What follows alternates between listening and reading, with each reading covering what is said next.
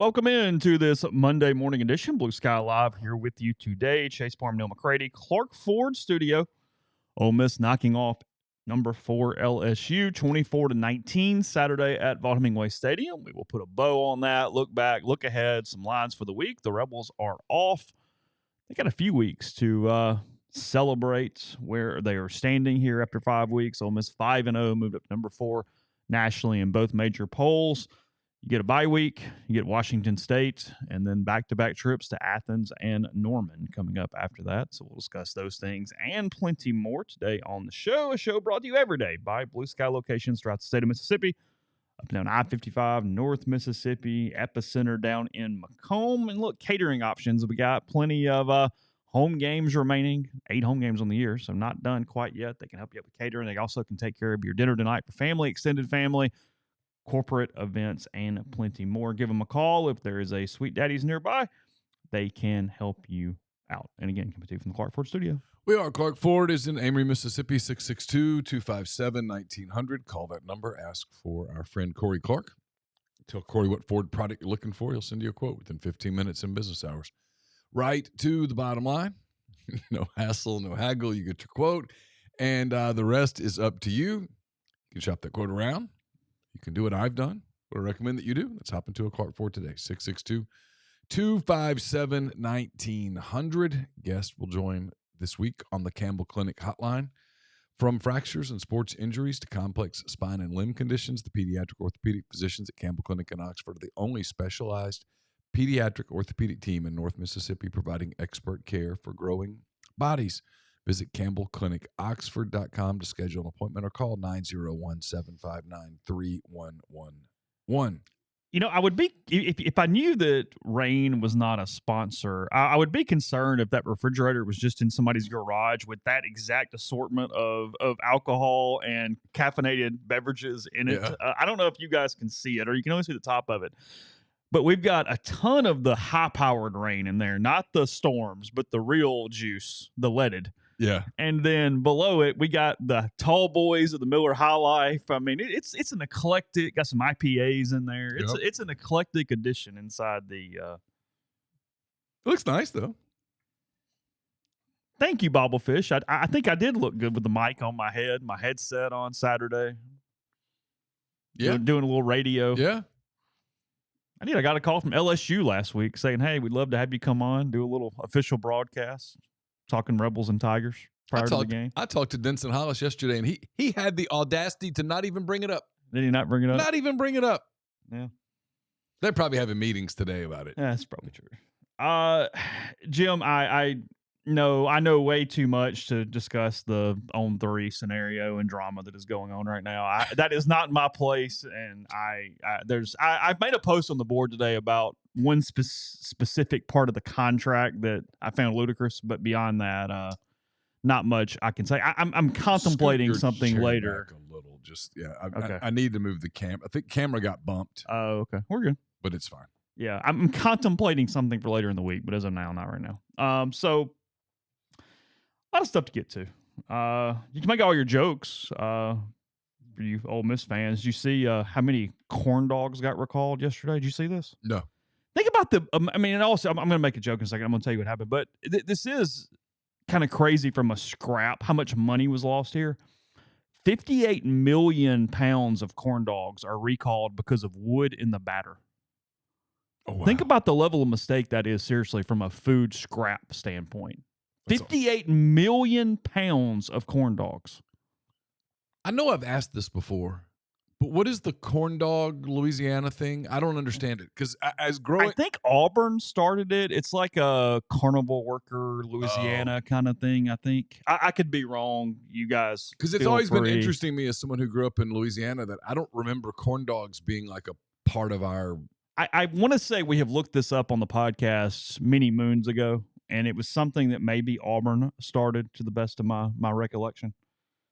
But yes, Hillshire Brands voluntarily recalled the products after at least 5 people reported injuries because pieces of wood were in the product's batter. It's not good. Corn dogs and sausage on a stick products have been recalled by Hillshire Brands. Someone got fired. Oh. I mean, Yes. Yes. The potential revenue loss that we saw here locally, nothing compared to what that looked like over the weekend or whenever this happened. Hillshire is a subsidiary of Tyson, so bad week for the state of Arkansas here. Oh, yeah. Between Petrino and Pittman. And saw he fired Travis Williams and Marcus Woodson this morning. Yeah. I mean, when we get later on, I know more about this than I want to know, just because I just kind of know some people who know people. But I think I think you see this morning one of the reasons why Sam Pittman was not given any more time was that he was not going to make the defensive changes that people were insisting be made. You can't play that defense that badly at the SEC level and not pay for it. I mean, they look like they're not coached defensively.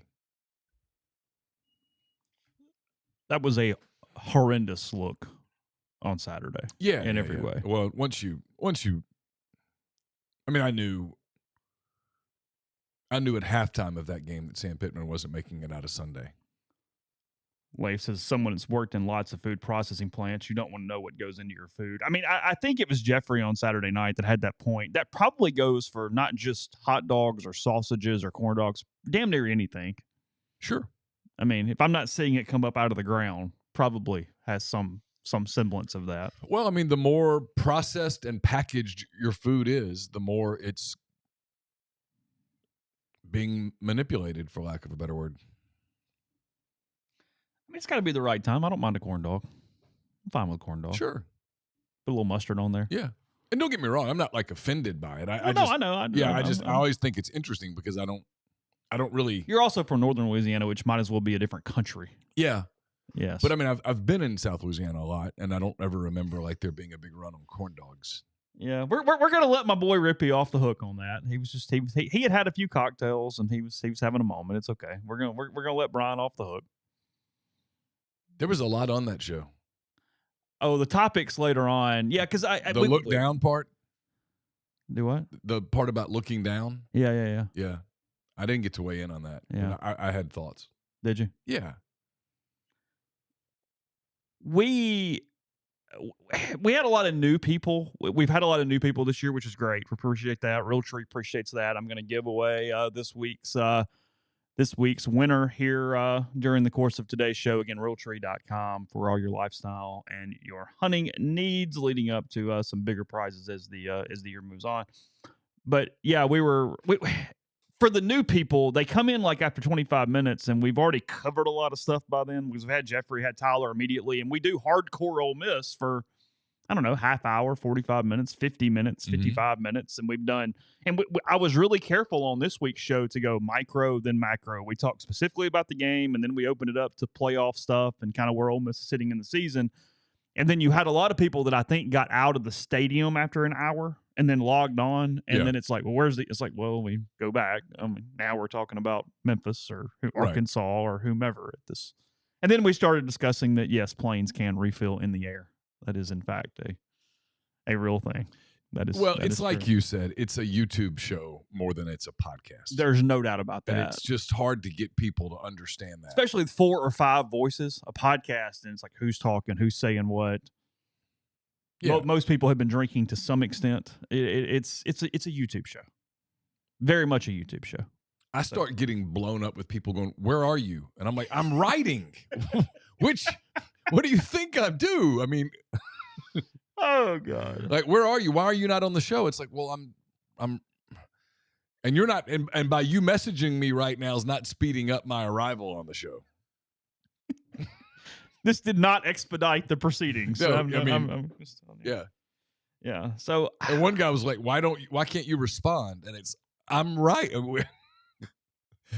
Yeah. 900 words don't write themselves, you know?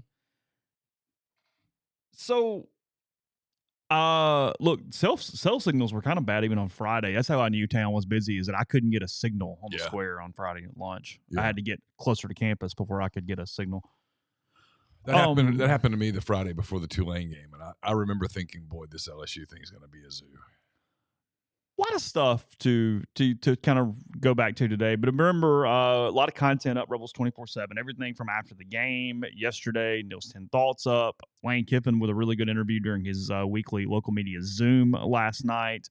I put a column up. Tyler put a lot of context up around Ole Miss's number 4 ranking. That is their highest ranking since 2015 when they were ranked number 3. It is back-to-back years that they have been ranked in the top 5 at some point. That has not happened very often at all inside the program. So a lot there, a lot of stuff up. Ole Miss got a commitment yesterday from a kid flipping from Michigan.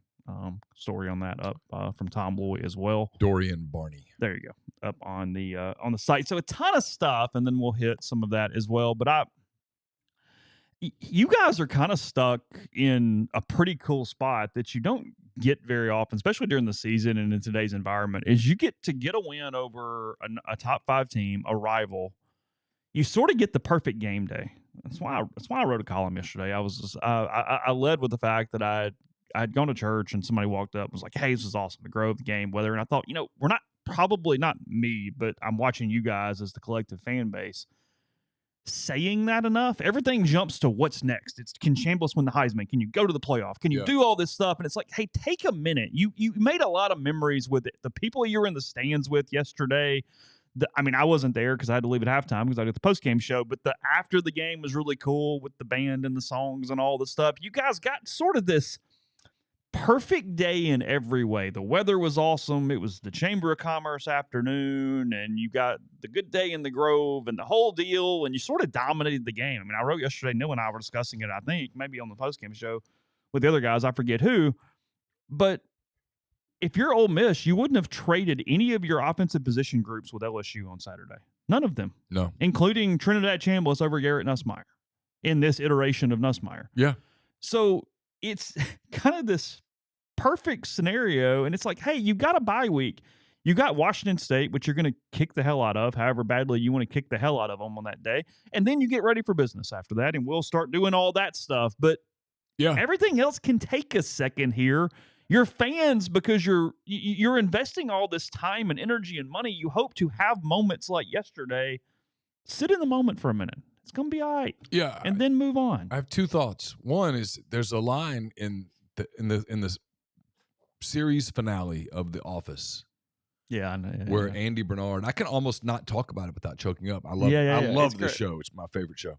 But he says, "I wish I had known those were the good old days when they were going on." Essentially, I'm butchering it, but these are probably the good old days. These are probably the good old days. You're probably in them right now. You're 26-5 in your last 31. You're not going to have many 31-game periods where you win more than 26 games. In all likelihood. If you want to bet, I'll bet. It's just hard. Maybe you're not at the maybe Lane staying 15 more years and you're just still in the stretch of it or something. But I'm not saying you're at the apex of the good old days, but I am saying that you are in the good old days. Yes. And there's 2 things that boggle my mind. One in particular is how angry people still seem. Like, why are you in a bad mood? I don't understand it. There were people that were still just fighting mad. And why? You won. And not only did you win, you kind of dominated. And not only did you kind of dominate, but, and I wrote about this in 10 Thoughts. I always get down to the field and have like these, look around moments. Because for better or worse, I'm not emotionally involved in the outcome. And I looked around and went, these people expect to win. It wasn't like the Katy Perry game in 2014. No. In 2014, when the kid missed the extra point, everybody in the house thought. Every one of you people thought you were going to lose. You were going to lose by 1 point. 24-23. You were going to lose the game. Here we go. Oh, shit. That's what you all thought. I looked in your faces. I saw it. Don't even try to deny it. I looked at all of you. I saw people were doing the reverse Cobra thing already. And then against Georgia last year, I looked up in the stands and everybody was shocked. It's what you were. You were shocked. Oh, my God, we're winning. That's what you were thinking. I looked in your faces. Trust me. You know what I saw Saturday? Yeah, we won. I figured we'd win. That's what I saw. Now, it is what it is. The whole And look, Keith and them were doing the right thing because money's money. Yeah. And like, hey, let's protect these goalposts. Let's get people. Let's keep our $500K. You know what I saw? Now, I wasn't in the student side. And maybe the students were a little nutty. I don't know. But where I was, there was nobody getting ready to charge the field. Everybody was kind of just happy. They're good. And I think that's growth. I agree with Kiffin. That's growth. You played the fourth-ranked team in the country. You expected to win. You won, and you acted like you expected to win. I mean, that is incredible growth for Ole Miss as a program. From, hell, the apex of the Freeze era, but certainly from the end of the Matt Luke era where you were just irrelevant. And it wasn't because Matt didn't try or he didn't whatever. He had a good staff. It just didn't work. Yeah. Sometimes things just don't work. It doesn't have to all be. 16 are trying. It doesn't have to be personal. It just didn't work. This is amazing growth. And I wrote this in 10 Thoughts, and I know people don't like it, and I acknowledge that I am completely ignorant to what the Grove is these days. I just hear things.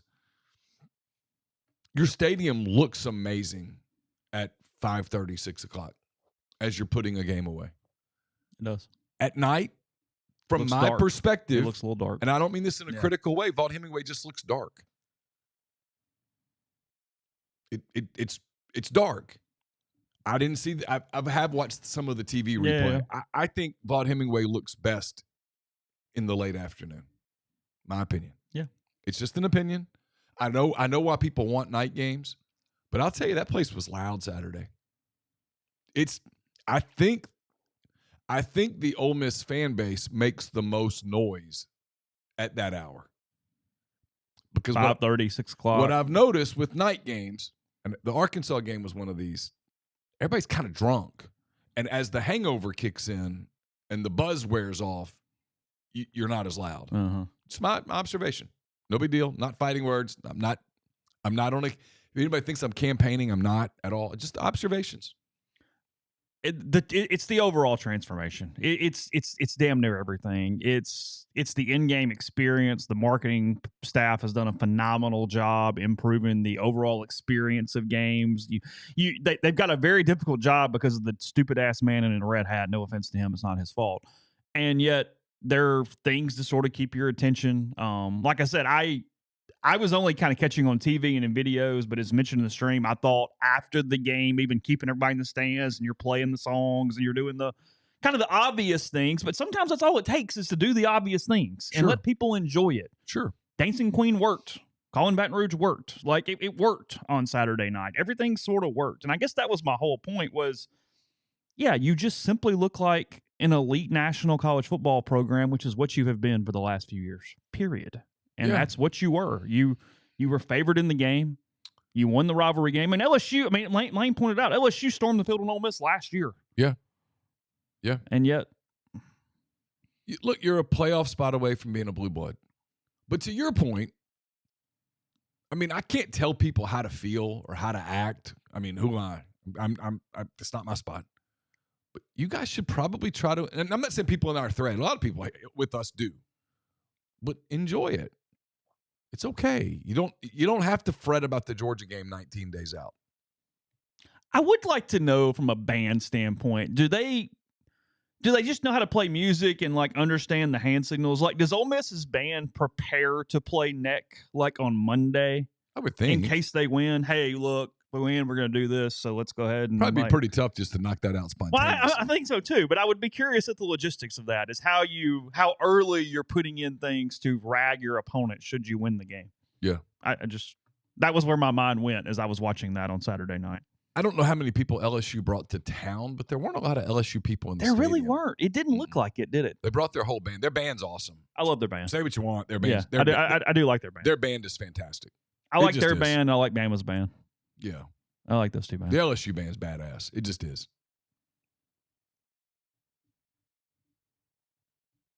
I mean, if that pisses you off, sorry. It's great. But it's a phenomenal atmosphere. It kind of is. I agree with Michael Burnett, the LSU SID. He goes, didn't it feel weird this game's this early?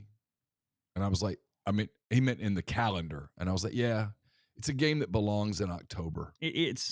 Traditionally it was played on Halloween night or Halloween week. That's Yeah. when this game was on the schedule back in the day. Yeah. But it was great. It's a phenomenal environment. And Ole Miss is no longer they're no longer the little brother anymore. They are 17-1 in their last 18 home games. They are 26-5 in their last 31 overall. It's just phenomenal. They are 11-1 in the SEC over the last 12. I'm sorry, they're 11-1 overall in the last 12, which is the best mark in the SEC. It's a little bit of number picking, I get it, but sure. Point stands. Missouri now 26-5 in their last 31. It's what ultimately got Sam Pittman fired, is that he and Lane Kiffin and Eli Drinkwitz came into the league at the same time. And two are blossoming and one is not. Kiffin and Drinkwitz have turned their programs into, I mean, if you want to line up and play Missouri today, you better pack your lunch. You want to line up and play Ole Miss today, you better pack your lunch. He was unable to get that done. And I think that's one of the reasons why like LSU fans are – I'm noticing – and now look, there's two parts to this, and we'll come back. We'll keep this conversation going after the break. There's two parts to this. One, people are just traveling less, period, because it's easy to watch at home. It's expensive, all the things. Like, so we're seeing that change a little bit just in general. I mean, like Ole Miss is not taking a ton of people to Oklahoma in a few weeks. However, it's also not a cuddly road trip where you just come and get the one and win and move on anymore. No. So people go, oh, the hell with that. I don't want to go hang out with those people when we get beat. No thanks. A lot of visiting fans came to Ole Miss and a lot of errors because they got to go and enjoy Oxford and then win the game. Yeah. And then you kind of go, no, I'm good. Nope. Do people do that much trash talking to other fans after games? Is that a thing? I mean, I don't experience it. When's the last time I walked out of a stadium? I don't know. I always wonder with people when they talk about, I said a bunch of why? But I'm different. I don't know. I'm weird about stuff like that, so I acknowledge it. The only time where I thought, hey, this would be really bad if it was a volatile rivalry game that had been really close, and it wasn't, so it was completely fine. But leaving Tulane last year because they feed both sides into one exit. Oh, yeah. And I went, you could not do that in an SEC venue or somewhere where you're dealing with whatever. Because you even had to wait for the team to go out first. And it's like, what was that? So, all right. Lane talked about that. We'll talk about this on the other side. I look back and I'm kind of mad that I didn't ask about it last Monday, but I didn't think about it, honestly. There was just a lot going on, and we were doing the documentary, getting ready for that. We had a lot of stuff going on, but Lane was very open last night about why this game had some extra juice to him. I saw this. Yeah, we'll talk about it at the break. Let's do that. First, tell you about NE Spark, the fastest, most reliable fiber internet option available. Whether you're streaming the Rebels or connecting with family and friends, both residential and business packages with speeds up to 2 gigabits. To learn more, register for service. That's nespark.com. NeSpark, get connected, stay local. We're brought to you by Comer Heating and Air, Southern Air Conditioning and Heating. Different names, but the same great people, products, and services. If you're in Oxford, Batesville, Tupelo, those areas, get in touch with our friends at Comer, 662-801-1777. If you are in Hernando, Memphis, South Haven, those areas, call Southern, 662-429-4429. Oxford locals, Ole Miss families, if you need dry cleaning or laundry done right, Lapel's Dry Cleaning has you covered. Proudly serving the Oxford community since 2016, Lapel's takes care of everything from suits and formal dresses to comforters and everyday laundry, even better. They offer free pickup and delivery to make life easier. Just call 662-638-3149 to be added to their pickup and delivery route, or visit them at 3010 Old Taylor Road, right across from the Mark Condominiums. Mention Rebels 24/7 or MPW Digital for 50% off your first order. Trust Lapels to keep you looking your best. We're brought to you by ENT Physicians of North Mississippi. As the largest private ENT practice in the state, their goal is simple: delivering fast, expert, comprehensive care for patients of all ages with ENT, allergy, sinus, dizziness, balance, and voice-related needs. With same-day or next-day appointments with ENT urgent care for that annoying cough or sore throat, in-office CT scans, and same-day allergy testing, and access to their comprehensive audiology team, offering a full range of services from hearing aids and custom hearing protection to potential surgical options. ENT Physicians of North Mississippi are committed to removing barriers to care. They now have new locations in New Albany and Starkville, in addition to Tupelo, Corinth, and more. Get more details at entnorthmississippi.com or call 662-644-6513. Are you retiring soon? I mentioned 10 thoughts. Are you retiring soon? How long should you wait to take Social Security? What accounts should you pull from first? Are you already retired? Should you consider Roth conversions? These are just some of the questions that can only be answered with a personalized retirement income plan. Andrew Segal with Segal Wealth Management sponsors my 10 Weekend Thoughts. He also specializes in helping folks just like you come up with their retirement game plan. Whether you meet at his office in Collierville or prefer Zoom from anywhere, schedule a free discovery meeting. See what they can do for you. It's rebelsretire.com. Podcast also brought to you by the Jackson Graber Group with GMFS Mortgage. Speaking of those coaching changes, Sam Pittman probably moving where? Hot Springs? Is that where he's headed? Is that what's going on with Sam? Yeah, he's going to Hot Springs. He's got a place on Lake Hamilton that I think he's been planning to retire in. Okay. Well, if he was headed to Oxford, John Graber could help out. Look, a trusted mortgage lender right here in town. Help all home buyers with first home, new construction, or refinance. Oxford High alum, Ole Miss alum, local in-house processing, underwriting, servicing, and construction department.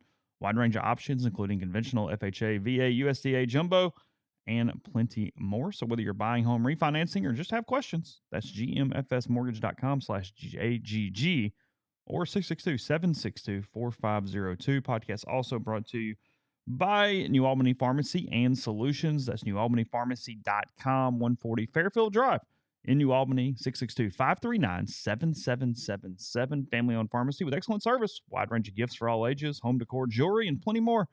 Tell them you heard about them from MPW Digital and get 15% off any non-medical purchase. Again, newalbanypharmacy.com. Yeah, two things here. One, there's no doubt about that. If you're on the road with your team, it's the best fans. If you win the game, that's a really cool experience because of the fans who travel to games. Frankly, it's. I mean, somebody said it kind of feels like a big family. You're outnumbered. It's usually pretty hardcore fans.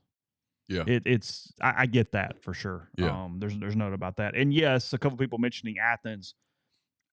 That might be the weirdest in the country because, yes, all the grown men will bark at you in Athens if you're a fan of the opposing team. You get barked at. It's just bizarre. I just floored, honestly. I mean, it's so. I mean, how embarrassed would you be if it went on social media that you were barking at someone at a football game? It's just antithetical to anything that I ever think. I mean, I can't even imagine. Not even trash talk, barking. I can't even imagine. I can't imagine. I'm sitting here thinking about it. Like, is there a world where no? I told you. I mean, when the Cubs won the World Series, I didn't think, "Hey, let's go harass the Indians fans." No. When the Thunder won the finals, I didn't think, "Man, let's go to a Pacers message board and read all the." No, I just was happy. My team won. I was happy. I get a lot wrong. I think I get that right. Yeah, I mean don't get me started on the cowbell thing. It's just so ridiculous. Because that's the other part too. They're carrying a weapon around. Yes. It's a freaking metal object. I blame the SEC. I think they deserve 100% of the blame. They should have just simply said no. No, you can't bring a cowbell into the stadium. Nope. Well, and when you ask a State fan, why should you be allowed to do this? All their answer is, it's our tradition. It's like, that's not an answer. No. In any capacity. No. But I don't blame State. I blame the league. Because the league could have been like, you're Mississippi State, for God's sake. No. Tennessee took that many people. They take Tennessee travels. Did you see that? Tennessee travels, dude. The whole damn side of the stadium. That's a big fan base. Good God. It's a big fan base. That is a passionate, big fan base.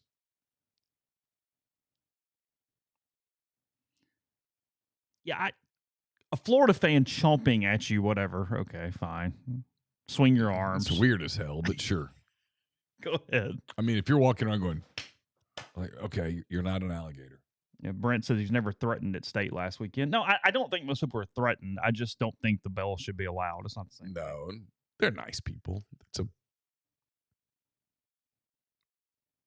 It was the whole side of the stadium. I saw a picture, and now the orange sticks out, but it still was a ton of people. No, they take a ton of people pretty much everywhere they go.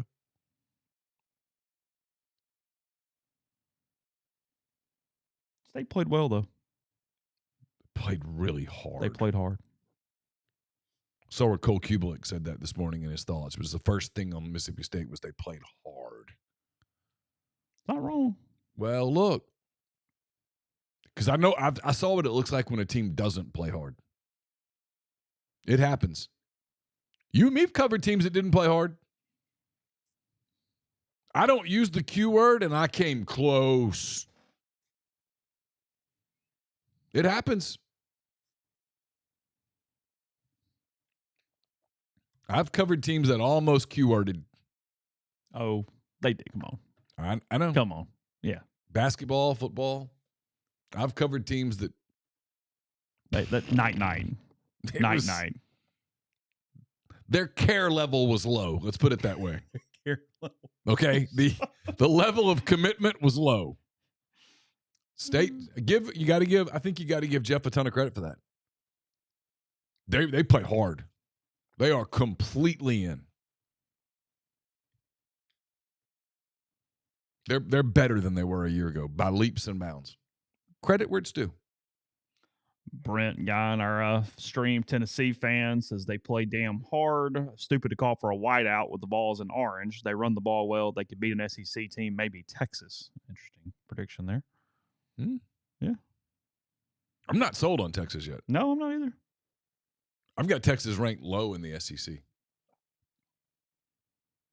Yeah, I'm not against the school of thought that if I think the visitors are going to take over my stadium, I want to wear the color that makes it look like they're blending in with me. Yeah. Where it's not such a contrast. Like, I know a lot of Ole Miss fans just get really annoyed when they did that, but when you were playing Bama or Georgia and you knew they were coming in, wear red. Right. To make it look like everybody's kind of there for you. But I mean, that wasn't a problem on Saturday. I mean, I actually was stunned at the number of people still in the stands at the end because I had left, so I didn't see that in real time when I was just kind of watching. I only got one Thursday game this week, Neal. So I mean, you're going to be struggling a little bit. You're going to have to stick with Sam Houston and New Mexico State. Phil Longo and the Aggies are going to. Oh, I did want to complete my thought from earlier. Oh, sorry. No, it's okay. I just remembered the LSU thing. Go ahead. Lane talked about this last night. That, you know, he's a lot of respect for Brian Kelly, and I believe that. But that this is really competitive. That LSU has thrown a lot of money at Ole Miss people, bought coaches off the staff, basically bought the analytics guy right before the start of the season. This was, I don't think personal would be the word, but very satisfying to beat them. Had their attention. Most certainly had the attention. I mean, it's a rivalry. And look, LSU's allowed to go buy coaches. I mean, there's no rule against it. So you can't go, oh, they're a bunch of whatever. No, it's part of the deal. But people notice it, you know, when you buy the personnel guy, when you buy the GM. There were a lot of, like, I watched before the game Kelvin Bolden walking around on the field, and some people said hello, but there was some ice.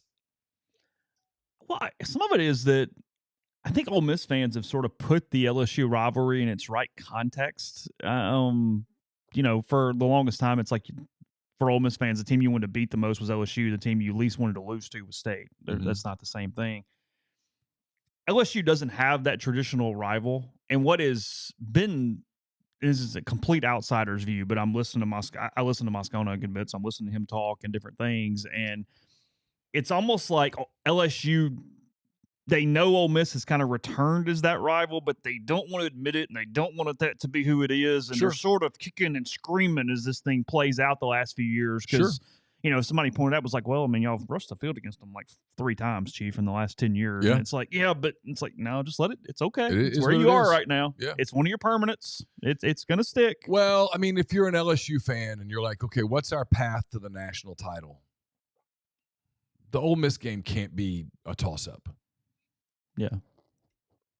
Because that makes the path a lot harder. It'd be like if I'm saying, if I'm an Ole Miss fan, let's do this objectively. Hey, Ole Miss, what's your path to a national title? Mississippi State's got to be a gimme. Yeah, we have to just dominate Arkansas and State and those teams. Those are gimmies. Yeah. Those are gimmies. You can't, because you know there's going to be other games that are not going to be gimmies. That game in Athens, it ain't a gimme, right? The game at Oklahoma, probably not a gimme. And now Oklahoma's a permanent opponent. So State's got to be a game that you just win every damn time. Mm-hmm. And I know people go, well, it doesn't work like that. Well, it has to work like that if the goal is to win the national championship. Was it Florida that beat Kentucky like 26 times in a row or something? Where you just And then when Kentucky won, you go, okay, well, we're probably not healthy. Yeah. And that's where you are. I mean, that's from an LSU perspective, I totally get it. You've got Bama and A&M and all these people that you got to beat. And suddenly, like in 19 when LSU won the national championship, Ole Miss likes to do that. We were right in that game. No, you weren't. You were down by 100 points, and then John Rice Plumlee started running around. But at no point did anybody go, oh, shit, Ole Miss might win. I didn't. No, they played hard and were relatively competitive. Yeah. That is what happened, yes. And, I mean, LSU gets back to the locker room that night, and they're like, I guess we kind of let them back in it a little. But, like, nobody was, like, all worked up. If you're LSU now, you look at Ole Miss, and you're like, this is hard as hell. Oh, they haven't won in Oxford since Kiffin's been here. Yes, correct. I mean, it's become, frankly, it was another one of those games. It's a close game. The home team wins. And LSU has to come back to Oxford again next year. Oh, yeah. So, I mean, if you're LSU, you look at that game on the schedule and go, it is at best a coin toss. And I get why that's frustrating to them because in their dominant era, it was at Well, and like it was not a coin toss. This is the problem with this as we kind of continue to move on. Like Al, an Arkansas fan, says LSU chief rival is Bama. That's a modern era take. That's LSU's thing is they've sort of just moved rivals throughout the years depending on competitive situation because it was Auburn in the 90s. Yeah, but Alan's right, though. The last 10, 15 years, I think if you polled 100 LSU fans, heart of hearts, who's your biggest rival, they would all say Alabama. Yeah, but it's present situational, not historical in any context from that standpoint. So.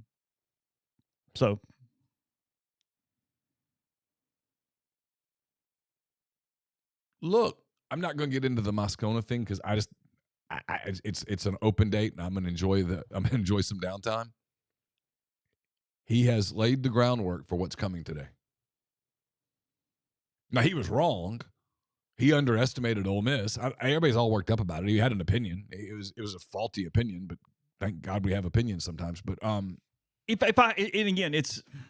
what I was going to say is you watch today on his show, he's going to start questioning Brian Kelly. Well, it's 100% what he's going to do. And you've got to build up. If you're going to do that for talk radio, you've got to build up a narrative. And it can get you in trouble in talk radio. Ask me how I know. Yeah, look, Neal and I, either one would have thought, this is not a criticism of Neal at all, because we either both would have fallen into this, because I kind of wanted to talk to Matt just personally this week. If anything, we allowed him to set that up on this show. Yeah. Because it probably wasn't a real opinion as much as he was getting ready for what he was doing. I just wasn't. I don't feel like I'm informed enough to go, oh no, Matt, you're wrong. I mean, I didn't know that he was wrong. I just didn't. Yeah, and some of y'all are missing what we're saying here. I didn't say Ole Miss should not be important to. I said that I'm giving you an LSU mindset, not what should be. Yeah. I'm not saying that playing a 26-5 team should be a gimme. It's not a gimme. That's the whole point. And not gimme at all. You're winning. Calm down. Yeah, no, and it goes back to my original point. For whatever reason, and I've heard a lot of people say this, and I think it's a social media thing. For whatever reason, people are just angrier than usual. There's an inability to look at it from a different perspective. It's a refusal to. We got a light week from SEC games this week, right? Only 6. Did I say that correct? Yeah, we got 6 games on the slate, and one of them is Kentucky at Georgia at 11 a.m. So I'm actually surprised this line's as low as it is. 20.5. Yeah, I had it at 21.5. I'm actually shocked that it's that. Here's my issue now. Kentucky traditionally plays them well, but Kentucky has quit. Here's my issue, and they can't throw it all. Calzada sucks. They played Bowley the other night. Oh, did they? Yeah, okay. It doesn't matter. I didn't even watch it. Okay, whatever. They sucks too. So it's what we've talked about. You have to change your definition of good. No one is amazing and elite compared to 10, 15 years ago. It does 100%. not look the same in any capacity whatsoever. It's why I actually kind of really like Ole Miss right now. I mean, you had them number 1 in the SEC this week, simply because They don't have a ton of glaring weaknesses. The schedule sets up everything about them. When I look at Georgia, I do this lens thing where I keep trying to compare them to any previous Georgia team, and they fall so short it's not even worth talking about. Yeah. And you can't do that. And in my head, I go, well, yeah, 20.5 is way too low. What are you talking about? But then when I watch them, I kind of go, they're really good, but there's flaws there. And one of the flaws is offensively, where I just don't know what this looks like at times. I mean, they are as shaky as a team can be with a Georgia uniform and a top 10, 12 ranking, whatever they are at this moment. It just doesn't look right 12. at all. No, I agree completely. I know Georgia won the game. Tennessee looks right to me more than Georgia looks right to me. Yeah, it's fair. Tennessee. And again, Tennessee barely escaped Starkville. Kind of blew the game away. Yeah. Better show up. Well, here's one of the things that I think what we're seeing is how many, not just the Ole Miss fans, everybody's fans, how many people in fan bases don't watch the NFL or don't watch the NFL closely.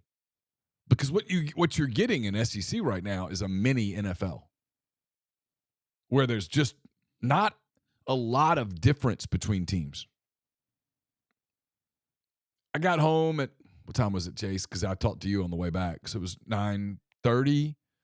Alabama and Georgia had gone into the third quarter when I got here, I think. Yeah, that's right. Yeah, we were just starting. We were somewhere early third. Yeah, whatever. And I was finished with my work pretty much. I needed to do some more work, but I was just not in the mood to do it. I poured a beer and sat down and watched the end of Georgia, Alabama. And they're both good teams. No doubt. They're both good teams. They're both teams that if they make the playoff, I'm not surprised.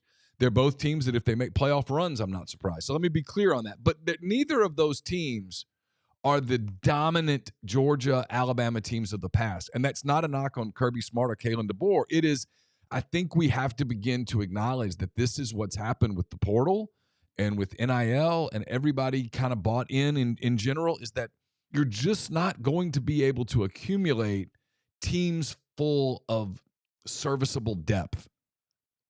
Yeah, there's no doubt Wicked is right. Coaching matters a whole lot more in the SEC than it ever has, period. And I mean in-game coaching, not talent development. And this is my hot take on Ole Miss.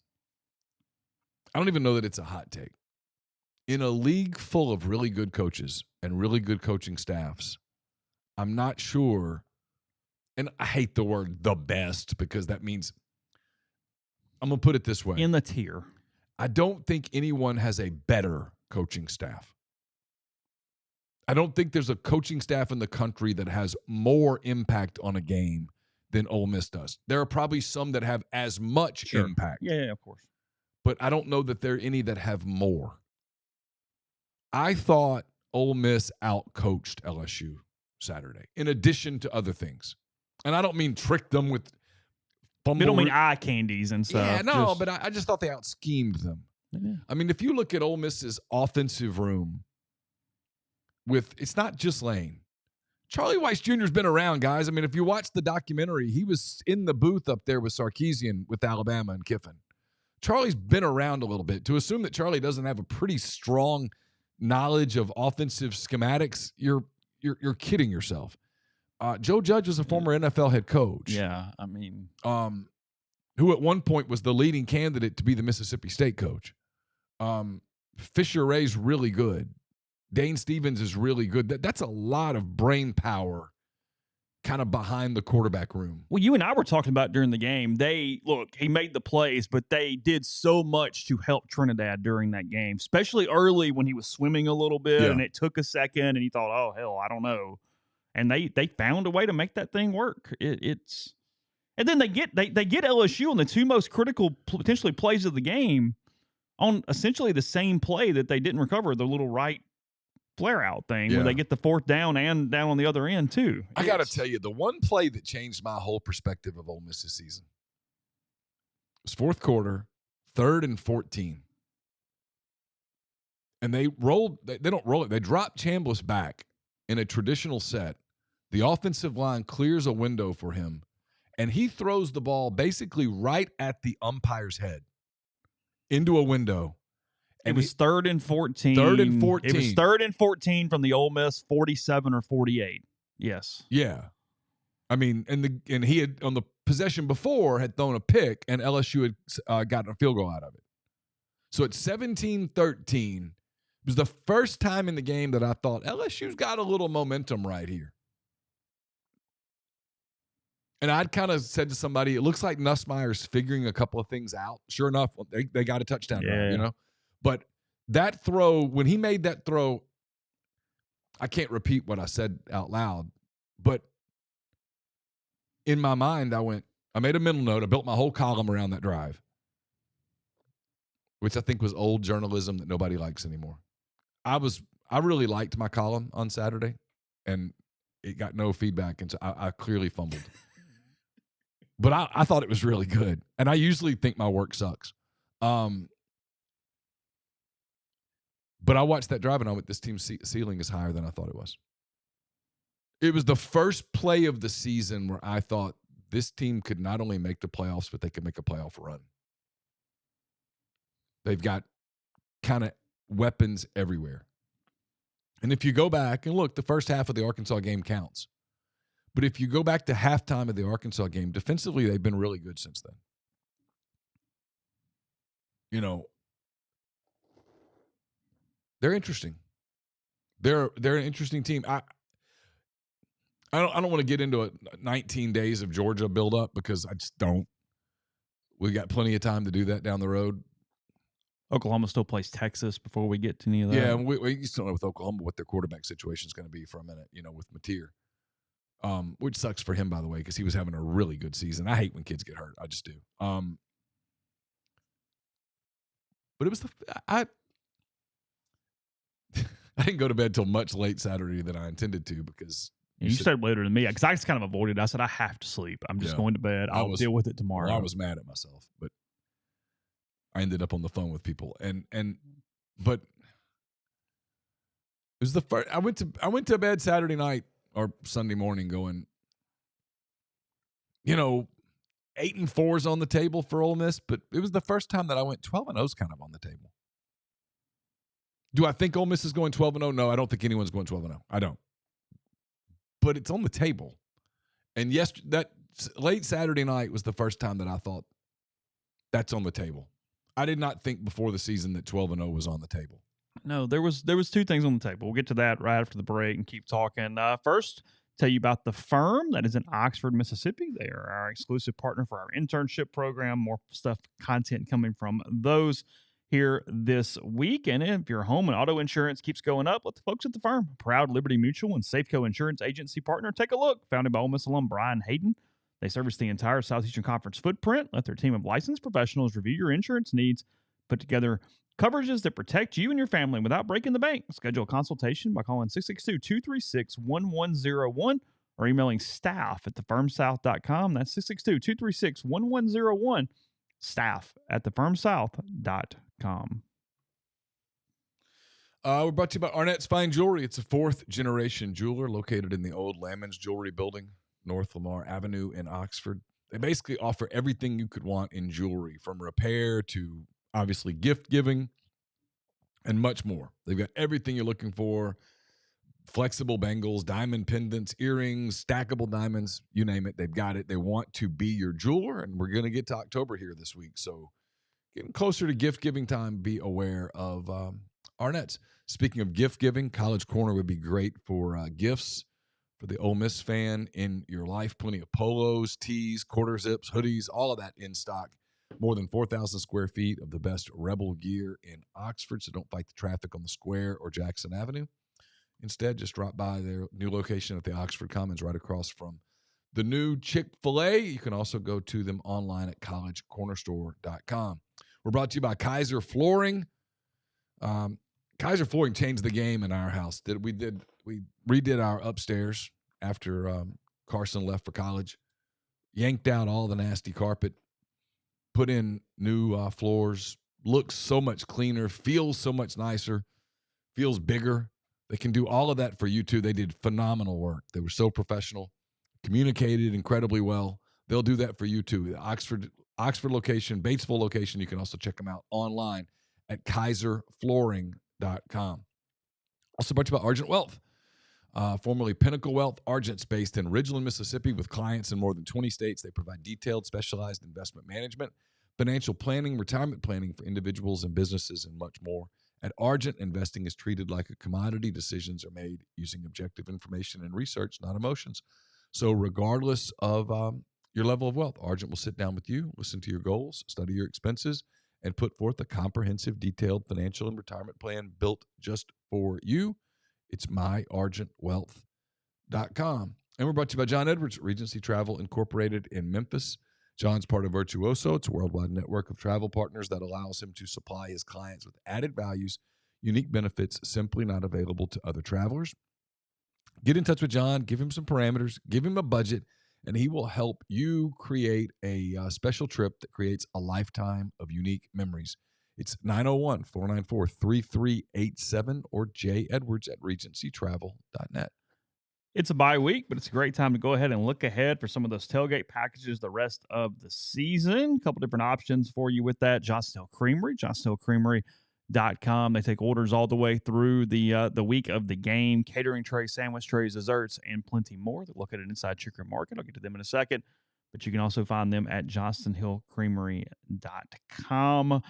Chicory Market, they've got the supper clubs, had another successful one prior to LSU, got Washington State, South Carolina coming up August 3rd, October 3rd, October 24th for the deadlines for those two tailgate package situations. So again, this Friday, the deadline for Chicory Market, if you want to see what they have to offer from a tailgate, from a catering situation for Washington State. And then your deadline, October 24th, for South Carolina, that game on Halloween weekend. We once thought that was a very critical week in our calendar and schedule back in the day. But chicorymarket.com. And then way ahead, but just letting you know, they have a new edition. They've got your Thanksgiving turkeys available for you. They're coming from Joyce Farms in North Carolina, or locally from the Etta Hills Farms, a couple varieties, weights, all that kind of stuff. So you can go ahead, maybe put your deposit down, go ahead and get that turkey out of the way, and because you're going to wait to the last minute, and then it's not going to have time to thaw, and you're going to have a big deal. That always happens. Yep. So, again, johnstonhillcreamery.com, chicorymarket.com. All right, what were we talking about? Because I kind of forgot. I was talking about Ole Miss having 12-0 on the table. Oh, There's already some pushback in the stream. People don't like that. They don't want to go there. Nah, they want to go one game at a time. Yeah, they will. They will go one game at a time. The program will. I promise you. Look, here's the deal. You and I both predicted 8.5 wins for this team, somewhere in the middle of that, 8 or 9. I picked 9-3. Okay. But I'm going to interrupt and say this. And they still could do it. Yeah, they still could. But in this era of college football, I do think people are going to have to be more flexible about things. You don't know what a team's going to look like or what other teams are going to look like because there's so much turnover. So what is just sort of remarkable at this point is,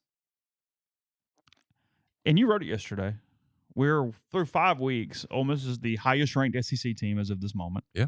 They were number 4 in the country. Whatever, take it up with the voters. Voters were waiting to see what happened against LSU. That's the truth. They were going to either jump, and I think LSU's a little overrated, but sure, doesn't matter. Fine. But that's what voters were waiting on. Voters didn't trust. Voters are simpletons. Well, but they didn't trust Kentucky, Arkansas. No. And, I mean, I'm not a big defender of the AP poll, but okay, it's fine. Yeah, well, I can follow that logic. A ton of people had Ole Miss ranked 4. 2 people had Ole Miss ranked 3rd, and their lowest vote was 13. Second lowest vote was 12. My biggest debate internally was who do I put 4th or 5th? Texas A&M, Ole Miss. I went back and forth. Should I put A&M first? Should I put Ole Miss first? And I think at the end, I think Ole Miss's offense is more explosive than A&M's to the point that I think that I went with them a little higher, but it was really close. And then, look, it's playing off what we said before. Everybody's got flaws. Nobody has unbelievable depth. It's the NFL and college football now, especially in the Big Ten and the SEC. Yeah, which is far and away better than everybody else. The SEC is the deepest conference. The Big Ten might have more teams at the top. Debatable, whatever. Not the problem for today. No, but SEC's. I mean, I said this in thoughts. There's a lot of pressure on Greg Sankey right now. Yeah, to get those teams in. Well, because there's a bunch of teams in the SEC that are going to have good I think they're going to end up with some good numbers where it's. If Ole Miss goes scratch, they are minimum 10-2 because they are going to be favored by a touchdown or more in every other game this season, barring some crazy loss outside of Georgia and Oklahoma. Yeah. The Oklahoma line could be very, very, very close if Mateer is not healthy. Ole Miss could be favored if Mateer is not healthy. Yeah. Even in that game. Yeah. 10-2, I still think gets you in the playoff, even though we'll get into all the semantics later. And then, as you said yesterday, because of other people, not in a vacuum, if he keeps doing this, frankly, Trinidad Chambliss has a legitimate chance to get to New York for the Heisman Trophy. As of today. Yeah. As of today. Yeah. As of today. Yeah. But he does. Yeah. He's the first quarterback in over 30 years to have at least 300 yards passing and at least 50 yards rushing in the SEC through 3 games. And here's the part that I think people do understand, but I think a lot of people that just do hardcore football number. Chambliss has a really cool story. He does. Now he's got to win. Ole Miss has to go at least 10-2 and maybe 11-1. Yeah. Because they don't have a lot of high-profile games. It's like you need to go to Norman and win, or you got to go to Athens and win. Here's his problem for a Heisman campaign, okay? Here's the positive and here's the negative. The positive is the story's amazing. He's a great kid. It's going to be one of those Tom Rinaldi specials, right? Playing in front of 2,300. Yeah. The whole deal. Here's the negative. If he doesn't have one of those just phenomenal games against Georgia or Oklahoma, where he's the toast of college football, his month of November, not his fault, has a chance to be kind of anticlimactic. Plays South Carolina. That's a chance to be a good game. No one's going to pay attention to what he does against the Citadel. Florida might be toast by then. And then, as much as I have a lot of respect for what Mississippi State's done, their record on the day of the Egg Bowl is probably not going to be ideal. Probably not going to be awesome, right? So if he's going to, quote, win the Heisman, and again, we're getting way I mean, we're out of our skis. We know we're out over our skis right now. I mean, I said if. He's got to probably have a phenomenal day in Athens and or Norman. And maybe both. Because also, he didn't play 2 games. Yeah. So numbers-wise, total, he's going to be a little down just because of games. But the story around him, the narrative around him is going to really help him.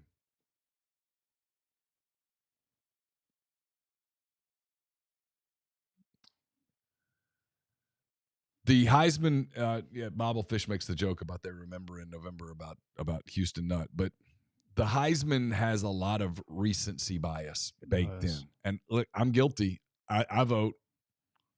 You cannot, as most voters can't keep up with the whole national scene. It's hard.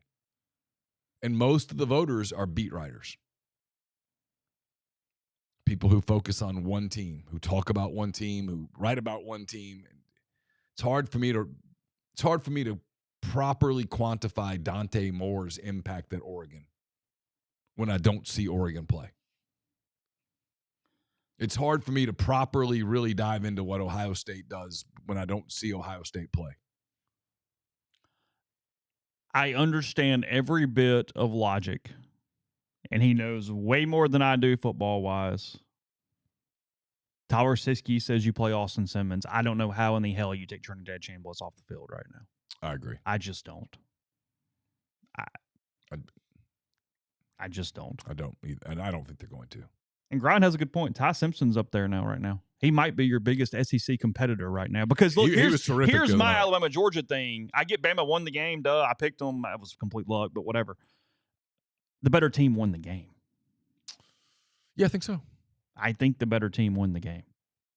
I mean, I picked Bama to win the national championship before the season and felt really stupid after the Florida State game. I don't feel as stupid now. I still feel pretty stupid, but I don't feel as stupid.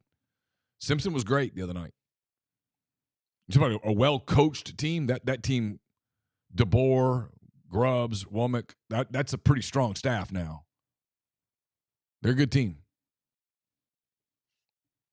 He's a smart kid at quarterback. Tough as nails. I can't sit here and evaluate quarterback play. I don't know. But he's damn good. And no, after the 3rd and 14 throw, I can't pull Chambliss. Kid showed a ton of poise after a rough start against a really fast defense. Windows closing a lot quicker than you were used to suddenly. Yeah. Those dudes can play. Yeah. As bad as they suck offensively, they are really, really good damn defensively. And they play hard. That was an elite defense. Yeah. People were doing the whole in the press box. I was about to scream. People talking about Landry and stuff. I was like, shut up. Just watch the football game. I mean, just they're good. She wore blue. She did. She wore blue. When Lane, you can't say, hey, Lane's telling the truth about 90% of things and then go, but that 10% is coach speak. No, he told the truth about LSU's defense. There's a bunch of dudes on that defense that are going to get drafted. I mean, he told the truth. They went and bought, I think, the 3 most expensive portal pieces in the defensive secondary. Well, I'll tell you what, that Halsey kid's a badass. He can play. He can freaking play. And they picked on the one corner because the other corner was unpickable.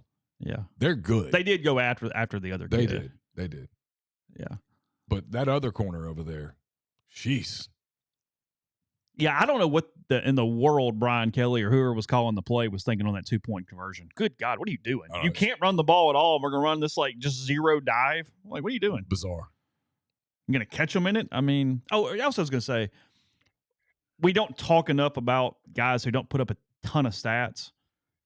Will Eccles had a man game on Saturday. He did. He was incredible on Saturday. They created pressure and havoc with a 3-man front, and Eccles, I thought, was the best of the bunch. I thought he was really good on Saturday. Also, the advanced analytics show Chris Graves had a really nice day on Saturday. Yeah, he was good from a corner standpoint. Yeah, Doors, I can't disagree with that. I mean, I don't know enough to be able to tell you that I can go, oh yeah, sure. But if there's a better safety than Halsey, I'd like to see him just because I'd like to watch him play. Halsey's a beast. He was everywhere. I mean, the Caden Lee fumble, he just made a play. It wasn't like Caden was like, here's the ball, take it. No, I mean, it's just a play. You need LSU to go win football games, and they're sort of on red button alert a little bit to me. I bet that's not a fun building right now. I know it's going to be hard for Ole Miss people, but you need to be LSU fans the rest of the way. You really need them to win games. You do. You need them to go 9-3. I mean, I'm just telling you, you don't want to do this deal where you're 10-2 and LSU is a 7-5 team. You don't want it. You might still be okay, but you be popping some antacids. Yeah, Ole Miss, I mean, Kiffin said it. You're going to run into much better offenses. I mean, yeah, you were able to rush 3 all game and because they couldn't run. I mean, when you face a complete offense, you're going to have to buckle up. I mean, it's not the same deal. But Ole Miss is getting better. Not sure they're going to face one. Who's well, okay, I mean, who are they going to play that has this complete offense? Don't yell at me. I get it. I get it. I'm throw something at you on right the now. right day. South Carolina's still dangerous. Sure, absolutely. Lenoris is terrific. Yeah, I mean, Sellers is a really good quarterback. Yeah, absolutely. But he's not the greatest thrower in the world. No. And so when you talk about complete offenses, and he'll throw it to you 2 or 3 times. I mean, yeah. And so they got Georgia. I'm not sold on Stockton. They got Oklahoma. We don't know what's going to happen with if Mateer. Mateer is out in the regular season, is Taylon Green the best quarterback they will face this season? No, because Green's really inconsistent. Who the hell is it? I'm trying to think. Because it isn't Nussmeier with him hurt. No, it's probably Sellers. Okay. I think I agree with you. I think I'm with you. Early in the season, I was like, maybe Taylon Green's better than Lenoir Sellers, but Taylon Green's just stunningly inconsistent when teams really scheme him well. I mean, somebody said it may be in the playoffs. I mean, that is true. I mean, look, I know it's very popular to go, the league hates you and all that stuff. You have a schedule where you don't play Texas A&M, Alabama, Missouri, Tennessee, and this year, frankly, Vanderbilt. And the TV networks going, hey, I can get a playoff game with Trinidad Chambliss and Lane Kiffin. God. They're in. Put them up against anybody. Yes. Yeah. I mean, yes, please. I mean, I'm not a conspiracy guy because I think the officials are too bad to fix a game. I just think they miss stuff. They're old. But, dude, you're going to get calls in November. I mean. I am kind of laughing because you're exactly right. If Satan gets a little spunky for a minute, and we're like, yeah, somebody ABC is going to be like, hey, hold. They're holding everywhere.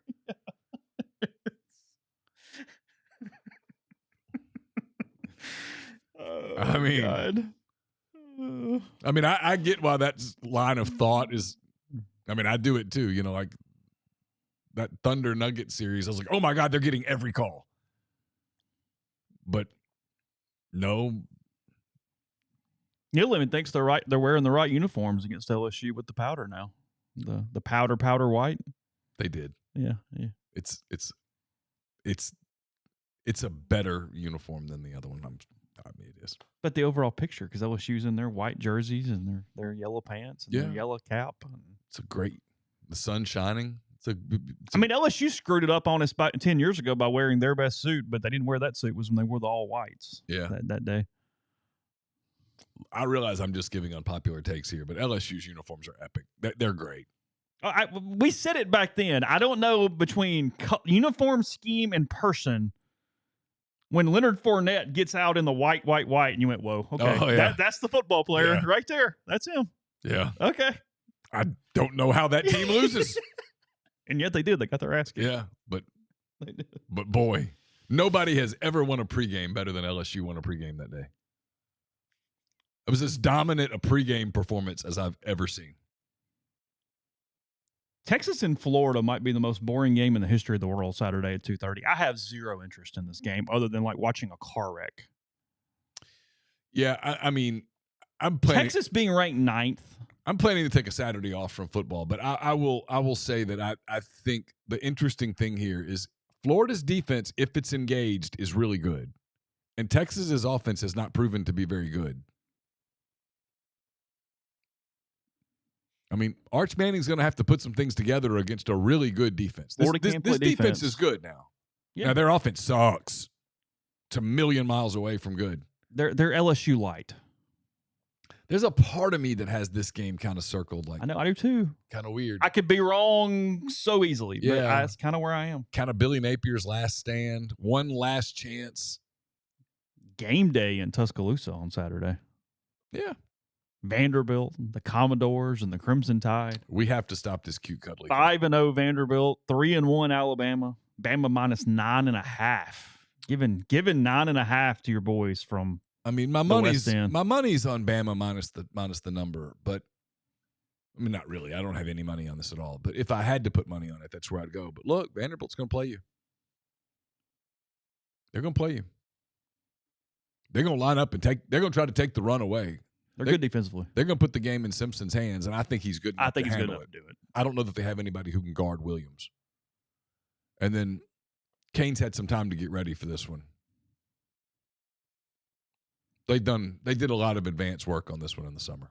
Yeah, I think I'm with you, as that's where I kind of see that going. So, all right, we'll come back. We'll have the final segment, but first we'll tell you about Horn Legend and giving you ideas about their sports shirts. Again, they got Grove Collective stuff out now. I saw a message board post about that. You can find that on the website at hornlegend.com. Collegiate items. Look, there's plenty more colors, plenty more things you need, especially as these temperatures cool off. The vests are outstanding. The quarter zips are outstanding. And then they're also restocking. Lane had it on during the press conference on Saturday night. The Realtree Galaxy hoodie that Lane was wearing during the post-game press conference. They are restocking that as well if you'd like to pick it up for the winter season. It looks really, really good. So that's hornlegend.com. Please choose MPW Digital in the drop-down box. We would really appreciate it. Again, hornlegend.com. Get the beautiful, healthy smile you deserve at Corinth Dental. Dr. Bubba McQueen, Dr. Jenny Beth Hendrick are devoted to restoring and enhancing the natural beauty of your smile using conservative, state-of-the-art procedures that will result in a beautiful, long-lasting smile. From routine checkups to advanced treatment, including implants and Invisalign, Corinth Dental is here to help you achieve your smile goals. Schedule your appointment today. Take the first step toward a better version of yourself. It's corinthdental.com. Located in the heart of Cajun country in Broussard, Louisiana, Parish Brewing Company's simple goal is to make awesome craft brewed beer. I would argue that they do it really, really well, but don't take my word for it. Try it yourself. I would suggest getting Ghost in the Machine It's a double IPA, absolutely fantastic. I poured one of those on Saturday night when I got back. Absolutely perfect for watching a football game on a Saturday evening or anything else. Got the holidays, got holidays coming up, got Halloween coming up. Perfect for hanging out in the house while the trick-or-treaters come. Ghost in the Machine, they've got their Oktoberfest is fantastic. Wherever you see Parish Brewing Company products, grab them. I'll have a mailbag probably tomorrow instead of Wednesday. It's brought to you by Art Hayes, Sotheby's International Realty. Are you thinking of making a move? Put the power of Sotheby's to work for you as a licensed agent with Sotheby's and a supporter of all things Ole Miss. Art Hayes can help you buy or sell in your hometown or anywhere in the world at no charge to you. Seriously. So call and ask him how. 612-805-5929. 612-805-5929. Or email Art at arthur.hayes, Hays, at lakesmn.com. And finally, are you looking for your new favorite Ole Miss hat? Look no further than Hovey hats. I've had some people telling me they got those and they love them. It's HoveyDryGoods.com, HOVI, drygoods.com. So grab your new favorite hat at Hovey. It's made for Rebs by Rebs. Podcast is brought to you by G&M Pharmacy, 662-236-2222. They deliver locally in the Oxford area, and they offer MedSync. Free prescriptions same time each month. Take care of you. One trip to the pharmacy, one delivery. You have everything you need it when you need it with G&M. So, again, whether that is Tyson Drugs in Holly Springs or G&M in Oxford, 662-236-2222. Quick little update here because I was getting asked, including in the stream. I got an inbox about it. Final book signing for me in this little spurt tomorrow at Gumtree, Reeds, and Tupelo, 4:30 to 6 tomorrow night. 4 to 5:30. 4 to 5:30 tomorrow for that one. So if you're around, come by. Appreciate seeing you. Appreciate that. Also, thanks to anybody who came by Friday. We had a hell of a crowd at Square Books on Friday. Also, it really did mean a lot to me. We had about 20 players come in and sign with us and hang out, and it's hard to get 20 people in any place anywhere, especially at lunch on a Friday before Ole Miss and LSU. And it went from Hunter Elliott, who showed up as a current player, all the way back to Buddy Chain, who played in the 1956 World Series. Oh, wow. So, yeah, it was a lot of people. Donnie was there. Jake was there. Carolyn was there. Will Allen, Chris Snopek. I'm going to forget some, but we had a ton of people there. So really appreciate them and their time. And then also you guys, any of you that did come by. So, yes, I don't think I can do that one. Big Ben says, speaking of campaigning, can y'all please campaign to make it 2 lanes south on Chucky Mullins and West Row after the game? I do love some Danvers. That's not a bad idea, Bobblefish. I do like some Danvers. I don't remember the last time I had Danvers. It's been in Tupelo the whole time. It never cled there, even though it closed here. It's still right there by Peppers or whatever at Maine, Gloucester and Maine on. Yeah. Get the burger and salad bar. I do love me a salad bar now. I got enough Amory in me still that I'm all about the salad bar. Oh, let's see. Notre Dame and Boise State. You guys need Notre Dame to lose one more time, too. I wouldn't want to be in a mix with a 10-2 Notre Dame.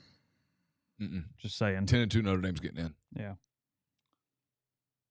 ACC game, it's a little spunky, even though I don't think the team is great. Virginia coming off their win over Florida State. Louisville 4-0, so 4-1, 4-0 there in that one. Virginia only got fined $50,000 for storming the field. The ACC only charged $50,000. They needed a win, and that was dangerous. Yeah. We can do all we want to do, but the Florida State kid was still on the ground. I mean, it was a wonder when they came over. Wonder he didn't get hurt. Yes, that was a little scary on Saturday. Let's see. Syracuse, SMU. I'm just kind of scrolling through quickly. Kent State, Oklahoma. Texas Tech, Houston. Big game in the Big 12. 4-0. 4-0. Yeah. Between the Cougs and the Red Raiders. I like the Red Raiders. They're favored by 12.5 on the road. In that one, Miami and Florida State has lost a lot of juice after Florida State losing, but still a big game. Definitely a big game. Florida State can beat Miami. There's no doubt about that. But I think Miami's damn good. I do too. They are as good as Cristobal's game day decisions will let them be. That is where they are as a team. He is not, frankly, a great coach. SEC teams need Miami to dominate the league, go undefeated, get there. Maybe that washes out the rest of the league. And I think they're susceptible against some top SEC teams, especially with him coaching. Sure. So I think that makes sense. You're just talking about getting as many as you can get in. You probably need Miami to just go dominate. You need Oregon to go dominate now. You surprised State's getting 14 and a hook? They're in College Station on Saturday. That's a big line. It's a big number. Coming off of an emotional game, though, and now you got to go on the road. It's going to be a challenge. Getting a little banged up. And A&M's physical. They'll play defense now. They run it, and they play defense.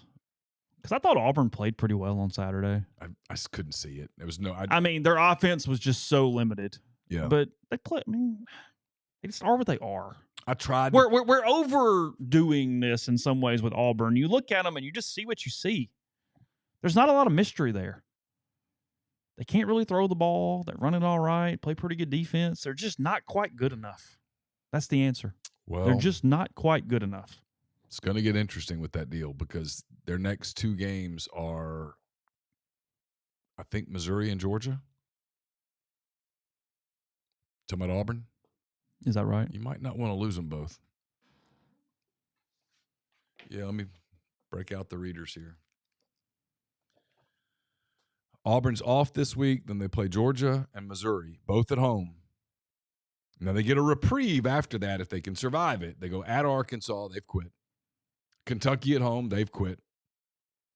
At Vanderbilt, we'll see. And then a break, and then Mercer. So you've got a window if you can to get well a little bit, but you can't. I think if he loses to Georgia and Missouri, that would be 4 losses, correct? It would. I don't know. It's pretty salty there. And I see that some of the media types over there already have the revisionist history going. You're not going to be able to sell 7 and 5 to your fan base at Auburn in year 2. Not with the money they've spent. Yeah, by Georgia, Missouri is not a good schedule. That's not what you want right now. Got to win. You got to win one of those 2 games. And you wouldn't pick them to win either one of those games. I don't think so. They're not as good as Georgia, and they're definitely not as good as Missouri. I'm not sure Missouri's not better than Georgia. That's what I mean. My point is, I know they always do the play Georgia well right. thing, but they hadn't won the game in how long? Been a minute. Brian, how long has it been since Auburn's beaten Georgia? I mean, Doer's doing the thing. Freeds is going to win when he shouldn't. Maybe. We'll see. Might. He needs to. He'd be advised to. If I were advising Hugh right now, I would say, hey, probably figure out a way to win one of those games. Doer says he put money that Auburn beats Georgia and then gets smoked by Mizzou. He could probably survive that because then 8-4 is in play. And while I don't think he survives 8-4, you could talk me into him surviving 8-4. Your watch is giving me angina because your percentage keeps going down. You're down to 11%, and I'm getting. I'm a battery low makes me nervous person. Oh, you've been watching it tick down. Yeah. It was 19 a few minutes ago. Now it's down to 11, and I'm like, oh my God, his watch is going to die. And then I think to myself, why are you worried about his watch dying? Who cares? I mean, doesn't affect you at all, and yet I can feel my heart rate picking up. It's actually so. I was charging it this morning, and it's frozen. Oh, like I can't get it off the watch charging screen, which I think is what's causing the issue. Oh, okay. So I'll have to figure that out later. Yeah. I don't know. So 2017 is the last time. If you saw me Auburn looking beat at Georgia. you, that's what I was looking. I was watching your watch tick down. Okay. 2017. That's a not, problem. That's a problem. It just is. I mean, you can't be the Auburn coach and not beat Georgia and Alabama. He said none since Gus. And no, for the people who ask, is Gus Malzahn going to be the Arkansas coach? He's not. I'd be shocked based on things I've heard. Arkansas has put themselves, though, into this potential. I don't think they're good enough to get there. They have put themselves into a spot where they could potentially make a catastrophic mistake. The intention all along, I'm told, was to make Travis Williams the interim coach. But it was so bad on defense that they couldn't sell that. And so it's Petrino. And I don't think they have any dubs coming. So he'll be all right. They'll end up being all right. They need to move on from this and do clean cut. But in a world where he started winning, there will be, because this happens everywhere. It happened at Ole Miss. Quote, local boy does well is hard. It's hard to make that go away. And Petrino's former coach, he won there. He won big there. He was very popular before the fight with the husband. Yeah. He was very popular and he was winning. So to that fan base, there is a degree of nostalgia with him. And now he gets a chance to be the head coach for 8 games. 8 games? 7 games? 7, I guess. 7 games. We'll close here with this, just giving you an idea for tomorrow what it looks like. And we're back and have another show. The Major League Baseball playoffs begin tomorrow. Your wild card games in the American League: the 6 seed Detroit Tigers play the 3 seed Cleveland Guardians. After that, back and forth. 2 teams chase. that just hate one another. Oh, really? Yes. Okay, so good TV there. Good TV there. Obviously, good TV in the 4-5 game. That's the Boston Red Sox and the New York Yankees matching in the first round for the playoffs. I'm interested. I kind of like Boston here. Yeah, Boston's played really well. See, I've got you worried about it now. Well, now I know it. I can't make it stop. I can't reset it without, I think, probably plugging it up to charge Probably it. so. Boston's played well. The Yankees and Blue Jays had just a phenomenal race to the end. Tigers Guardians winner plays Seattle, who's the 2 seed, who's been white hot. Yeah. In the last month. Yeah, really good. Blue Jays waiting the Red Sox or the Yankees in the next round for the ALDS. Whatever that series is will be one hell of that'll be a slobber knocker. The National League, your wild card games. I'm happy for the Reds. Reds get in as the 6 seed. They're a good, fun, young team. Well, I'm going to tell you now, I watch the Reds a lot. Mm-hmm. Their hitting is inconsistent to the point that it probably will cost them. But where Cincinnati is interesting all the way in this thing is they have the starting pitching to win postseason. Mm-hmm. Bullpen's okay. Defense is okay. But they can really pitch it. Like Hunter Green, they've got some guys that Nick Lodolo, they have some guys who pitch for them who could get hot and win a series. The winner of the Dodgers and the Reds faces the Phillies in the next round in the NLDS. The Phillies, the 2 seed there. And Philly has some injuries. They're good. Schwarber's had a phenomenal season. He has. Yeah. And then in the 1 seed, the Milwaukee Brewers are awaiting the San Diego Padres and the Chicago Cubs matching in a 4-5 series. Cubs hit with the Cade Horton news of him out for an indefinite amount of time. Probably out the first 2 series. They would have to make the championship series for him to potentially return, which is a major blow for them. It means it means if they happen to beat the Padres, and I don't think they will, they have no real chance against the Brewers. And then, yes, the New York Mets with their $360 million payroll missed the postseason. So I'm going to give a shout out to somebody that you wouldn't, Steve Cohen, the voice of the Mets, who I normally don't like. And I really resented some of his stuff with Matt Shaw the other day. But I'll give credit where it's due. His call last year of the Pete Alonso home run to beat the Brewers was remarkable. His call at the end of the game yesterday, I think Lindor hit into a double play to end it, he clearly had rehearsed it and was ready for it, but it was not the call of a homer. It was the call of a very, very good broadcaster. Mm-hmm. And I can disagree with someone's political views and still say that they're incredibly talented at what they do, and he is. And it was a very good call that put the Mets season into perspective. Yeah. A team that spent a lot of money, got off to a great start, and just collapsed over 3.5 months. Yeah. And then last thing, we're not going to spend any time on it because we're out of time. Maybe later in the week when I have Jeffrey or somebody on. Europe wins the Ryder Cup yesterday, but 15-13, and I don't think it is any coincidence that the U.S. made what was almost a historic comeback playing as singles when it was not a team competition yesterday. Yeah. They just played 1-on-1 and they won most of them. Dominated to the point that I thought for a minute. There was a time when you looked at the scoreboard that went, maybe?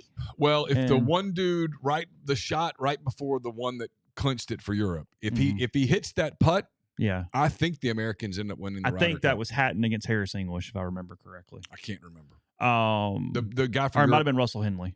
The Europe guy was kind of the big fat guy. Yeah, it was Hatton. I know that. It was Tyrrell Hatton. I hate the envelope rule. It didn't cost the U.S. the cup, but I hate the envelope rule. And I get it's the gentleman thing. Yeah. But what's the envelope? All right. So Victor Hovland for the Europeans got hurt. He had to withdraw. Okay. So before they start the contest, both teams put a golfer in an envelope. Okay. One name. If a player is hurt for either team and can't play on Sunday, the other team's envelope player gets matched with that player, and they both get a half point. So if you get hurt, you still get a half point for your team. I don't like that. It's the gentleman way to go. So they just half it, and that could have been a really, really critical half point yesterday. Sure could have. Yeah. Hovland getting hurt guaranteed the Europeans a half point. Oh. Against an American. So. I watched a lot of it. I told you I was shocked that I got into the Ryder Cup. You explained it to me where I think I sort of understand it, but I got confused on the 4-ball because they would go from everybody's playing. I think if I told you this yesterday, if you had allowed me just to watch one group, I'd have been like, okay, here's what they're doing. Yeah. But they would do this, and then they would go to another guy, and they'd come back, and this guy's hitting the ball, and I'm like, but you didn't hit it. I was so lost. And after a minute, I was like, I don't care. I'm just watching. Yeah. But it was riveting television. Match play is compelling TV. There's no doubt about that. It was great. I mean, it was the most golf I've watched in a long, long time. Rebels 24/7. In the meantime, ton of content. Come join us. We would appreciate that. And we'll be back with you again tomorrow. Take care.